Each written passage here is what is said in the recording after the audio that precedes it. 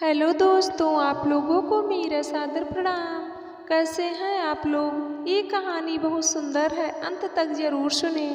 एक राजा था, वह बहुत न्यायप्रिय तथा प्रजावत्सल एवं धार्मिक स्वभाव का था। वह नित्य अपने ठाकुर जी की बड़ी श्रद्धा से पूजा पाठ और याद करता था। एक दिन ठाकुर जी ने प्रसन्न होकर उसे दर्शन दिए तथा कहा, राजन, मैं तुमसे बहुत प्रसन्न हूँ, बोलो तुम्हारी कोई इच्छा है? प्रजा को चाहने वाला राजा बोला, भगवान, मेरे पास आपका दिया सब कुछ है। आपकी कृपा से राज्य में सब प्रकार सुख शांति है। फिर भी मेरी एक ही इच्छा है कि जैसे आपने मुझे दर्शन देकर धन्य किया, वैसे ही मेरी सारी प्रजा को भी कृपा कर दर्शन दीजिए। यह तो संभव नहीं है।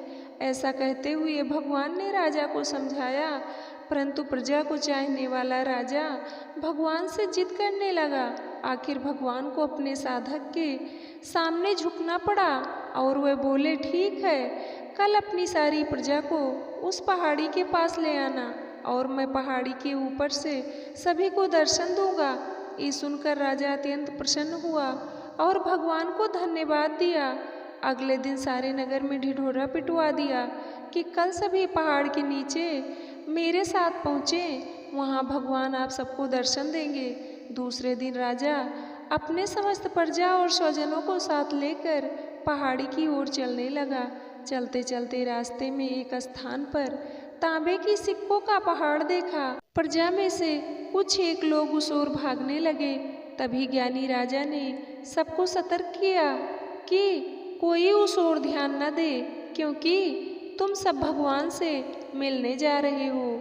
इन तांबे के सिक्कों के पीछे अपने भाग्य को लात मत मारो। परंतु लोभ लालच में वशीभूत प्रजा के कुछ एक लोग तो तांबे की सिक्कों वाली पहाड़ी की ओर भाग ही गए और सिक्कों की गठरी बनाकर अपने घर की ओर चलने लगे। वह मन ही मन सोच रहे थे, पहले सिक्कों को समेट लें, भगवान से तो फिर कभी मिल ही लेंगे। राजा खिन्न मन से आगे बढ़े। कुछ दूर चलने पर चांदी के सिक्कों का चमचमाता पहाड़ दिखाई दिया। इस बार भी बचे हुए प्रजा में से कुछ लोग उस ओर भागने लगे और चांदी के सिक्कों को गठरी बनाकर अपनी घर की ओर चलने लगे। उनके मन में विचार चल रहा था कि ऐसा मौका बार बार नहीं मिलता है। चांदी के इतने सारे सिक्के फिर मिले न मिले, भगवान तो फिर कभी मिल ही जाएंगे। इसी प्रकार कुछ दूर और चलने पर सोने के सिक्कों का पहाड़ नजर आया। अब तो प्रजाजनों में बचे हुए सारे लोग तथा राजा के स्वजन भी उस ओर भागने लगे। वह भी दूसरों की तरह सिक्कों की गठरियां लाद लाद कर अपने अपने घरों की ओर चल दिए। अब केवल राजा और रानी ही शेष रह गए थे। राजा रानी से कहने लगे, देखो कितने लोभी ये लोग, भगवान से मिलने का महत्व ही नहीं जानते हैं। भगवान के सामने सारी दुनिया की दौलत क्या चीज़ है। सही बात है। रानी ने राजा की बात का समर्थन किया और वह आगे बढ़ने लगे। कुछ दूर चलने पर राजा और रानी ने देखा कि सतरंगी आभा बिखरता हीरो का पहाड़ है। अब तो रानी से भी रहा नहीं गया। हीरो के आकर्षण से वह भी दौड़ पड़ी और हीरो की गठरी बनाने लगी। फिर भी उसका मन नहीं भरा तो साड़ी के पल्लू में भी बांधने लगी। वजन के कारण रानी के वस्त्र देह से अलग हो गए, परंतु हीरो का तृष्णा अभी भी नहीं मिटी। यह देख राजा को अत्यंत ही ग्लानि और विरक्त हुई। बड़े दुखद मन से राजा अकेले ही आगे बढ़ते गए।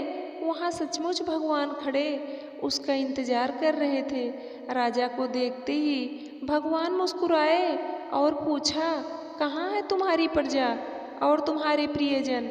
मैं तो कब से उनसे मिलने के लिए बेकरारी से उनका इंतजार कर रहा हूँ। राजा ने शर्म और आत्मग्लान से अपना सर झुका दिया।